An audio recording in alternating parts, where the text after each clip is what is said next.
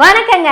இந்த நீதி வழங்கும் போது அண்ணன் தம்பி பார்க்கக்கூடாது, மாமன் மச்சானை பார்க்கக்கூடாதுன்னு ஒரு தம்பி சொல்லுவாரு. அதுதான் தோற தம்பி நேற்று ஒரு வீடியோ போட்டிருக்காருங்க. அதாவது நாம் தமிழர் கட்சியை உடைக்கிறதுக்கு திமுக சதி பண்ணதாமாங்க.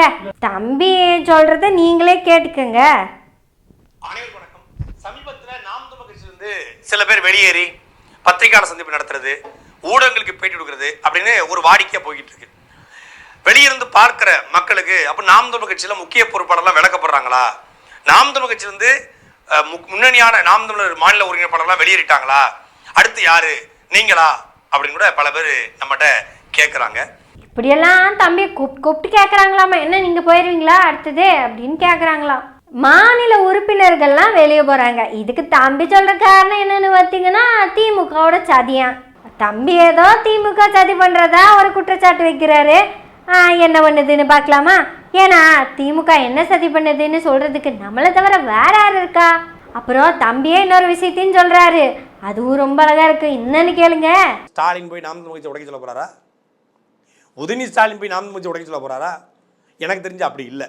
ஆனால் இதை யார் செஞ்சிருக்கா அப்படின்னா நாம் தமிழர் கட்சியிலிருந்து விலகி நீக்கப்பட்டு பல்வேறு குற்றச்சாட்டுகளால் தூக்கி எறியப்பட்டு திமுகவில் போய் ஒரு பொறுப்பு வாங்கிட்டு பெயிண்டிங் கான்ட்ராக்டர் அப்படின்னு தெரியக்கூடிய அந்த நபர் தான். அதாவது இந்த நாம் தமிழர் உடைக்கிறதுக்கு சிஎம்முக்கு எந்த அவசியமும் இல்லையா? டெபுட்டி சிஎம்மும் அவர் வேலையை பார்த்துட்டு இருக்கிறாரு. ஆனால் இங்கிருந்து அங்கே போனாங்கல்ல ஒருத்தங்க, அவரு தான் இந்த நாம் தமிழர் கட்சியை உடைக்க சதி போட்டுட்டு இருக்காராமா. ஏன்னா அவருக்கு தான் இந்த சாஃப்ட்வேர் எல்லாம் இங்கே என்ன இருக்குன்னு தெரியுமாம்மா, எப்படி உடைக்கணும்னு. அவரு யாருன்னு இவரு நேரடியாக சொல்லலை, அப்படியே சுற்றி வளைச்சு பூசினாப்புல சொன்னார். நம்மளும் பூசினாப்புல தானே சொல்லணும். நம்மளும் அவர் ஆறுன்னெல்லாம் சொல்ல போகிறதில்ல. நம்ம ராகுல் காந்தியோட அப்பா பேர் வச்சிருப்பார்ல, அவர் சொல்கிற மாதிரி தான் தெரியுது. அப்போ இவருக்கு இந்த கட்சியுடைய ஏதோ ஒரு ரகசியம் தெரிஞ்சிருக்குது. அதாவது ராகுல் காந்தியோட அப்பா பேர் வச்சிருக்கார்ல, அவரை சொன்னேன். இவர் ஏதோ பயங்கரமாக பிளானை போட்டு ப்ராஜெக்டை ரெடியாக வச்சுருக்காரு. இப்போ அந்த ப்ராஜெக்டை இம்ப்ளிமெண்ட் பண்ணிட்டு இருக்காரு. இப்போ அந்த ப்ராஜெக்ட், அந்த பிளான் என்னவா இருக்குன்னு நாங்கள் சில விஷயத்த கெஸ் பண்ணுறோம். அதாவது நாம் தமிழர் கட்சிக்கு ஒரு ஒருங்கிணைப்பாளர்ல 2 ஒருங்கிணைப்பாளர். அந்த 2 பேரும் பார்க்கறதுக்கு ஒரே ஆள் மாதிரி இருந்தாலும் ஆள் வேற வேற, சிந்தனை வேற வேற. அதை பற்றி பிபி ராக்கர்ஸ் ரொம்ப தெளிவாகவே சொல்லியிருக்காரு. ஆனால் அந்த 2 ஒருங்கிணைப்பாளர்களோட பேரை சொல்லிடல, நீங்கள் என்னன்னு பார்த்துக்கங்க. ஒருத்தர் செபாஸ்டியன் சைமன், அவர் என்னோட ரைட் ஹேண்ட் சைடில் இருக்காரு. அப்போ இன்னொருத்தர் யாருன்னு கேட்குறீங்களா? அது செந்தமிழன் சீமான், அவர் என்னோட லெஃப்ட் சைடு இருப்பாரு. இதுதான் பெரிய வேறுபாடு. நீங்கள் கன்ஃபியூஸ் ஆயிட்டீங்கன்னா நான் என்னங்க பண்ண முடியும்? இந்த உண்மையை தெளிவாக தெரிஞ்சுக்கிட்ட ஒரே ஆள் தான் ராகுல் காந்தி அப்பா பேர் வச்சிருக்கிற ஒருத்தர். இப்போ அவர் என்ன பண்றாரு? இந்த கட்சி உடைக்கிறதுக்கு வேண்டி செபாஸ்டியன் சைமனை போய் கூட்டிட்டு வந்துட்டாரு. ஏங்க யாரும் நம்பாத மாதிரியே பாக்குறீங்க? நான் என்ன பொய்யா சொல்றேன்? இன்னும் உங்களுக்கு நம்பிக்கை வரலையா? வருதா வரலையா? இப்போ இந்த ரைட் ஹேண்ட் சைடுல இருக்க செபாஸ்டியன் சைமன் என்ன பேசுறாருன்னு மட்டும் கேளுங்க.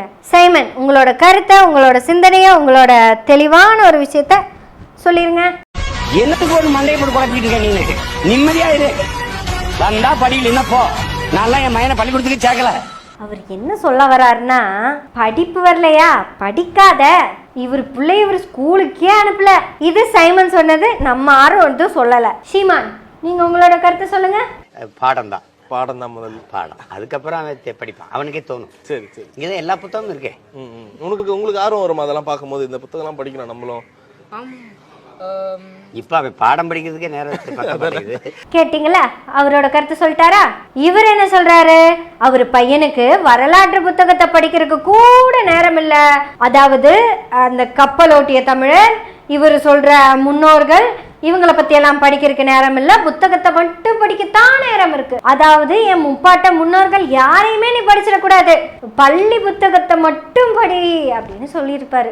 ஏன்னா 25 லட்சம் ரூபாய் ஃபீஸை கட்டி அமெரிக்கா ஸ்கூல்ல கொண்டு போய் உன்னை சேர்த்திருக்கிறதுக்கு காரணம் நீ நல்லா படிச்சு நல்ல மார்க் வாங்கணும் தான். படிக்காம கிடிக்காம விட்டுட்ட இந்த செபாஸ்டியன் தம்பிங்க மாதிரி உன மார்மேக்கத்தான் விடுவோம் பாரு அப்படின்னு சொல்லியிருப்பாரு. தம்பி, நீ நல்லா படிச்சு டாக்டராவோ, சாஃப்ட்வேர் இன்ஜினியராவோ, இல்ல கலெக்டராவோ தான் வரணும் அப்படின்னு சொல்லியிருப்பாரு. நான் சொன்ன மாதிரி படிச்சு போடு, இல்லைன்னா சைமனோட தம்பிங்க மாதிரி மாடு மேய்க்கணும், புல்காடலோனும், ஆடு மேய்க்கணும், யோசிச்சுக்க அப்படின்னு சொல்லியிருப்பாரு. இப்போ இவர் யாருங்கிறது உங்களுக்கு நல்லா தெளிவா புரிஞ்சிருக்கும். இந்த உண்மையை தெரிஞ்சுக்கிட்ட ஒரே ஒரு ஆள் தான் ராகுல் காந்தியோட அப்பா பேர் வச்சிருக்கிறவரு. அவர் என்ன பண்றாரு, இவரை போய் கூப்பிட்டு வந்துட்டாரு. இவர் என்ன சொல்லுவாரு, இவருக்கு பொம்பளைங்களை பார்த்தாலே பிடிக்காது, பிசுருங்குவாரு, மசுருங்குவாரு, உசுருங்குவாரு, இவளே 1000 பேத்து கூட போறவ, இவ யோகியமா அப்படின்னு எல்லாம் கேட்பாரு. நித்யானந்தா இருக்கான்ல, நித்யானந்தா அவன் கூட இருக்கிறவன் ஃபுல்லா வெள்ளக்கார ஃபிகர்களா இருக்கானுங்கடா அப்படின்னு பொம்பளைங்களை தப்பு தப்பா பேசுவாரு. ஆனா இந்த சீமான் இருக்கார்ல, தங்கச்சி, அம்மா, அக்கா, உடன் பிறந்தோரே அப்படின்னு தாங்க சொல்லுவாரு. இதத்தான் ராகுல் காந்தியோட அப்பா பேர் வச்சிருக்காருல, அவர் கரெக்டா பயன்படுத்துறாரு. அதாவது நம்ம நினைச்சு கூட பார்க்க முடியாத இடத்துல அதை அப்ளை பண்ணிருப்பாருங்க.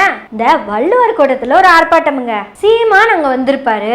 இந்த ராகுல் காந்தியோட அப்பா பேர் வச்சிருக்காருல, அவரு எப்படியோ சீமானோட ட்ரெஸ்ஸை போட்டு வச்சுட்டு சைமனையும் கூட்டிட்டு வந்துட்டாருங்க. 2 பேரும் ஒரே ஸ்டேஜ்ல இருப்பாங்கங்க, யாருன்னு கண்டே பிடிக்க முடியாதுங்க.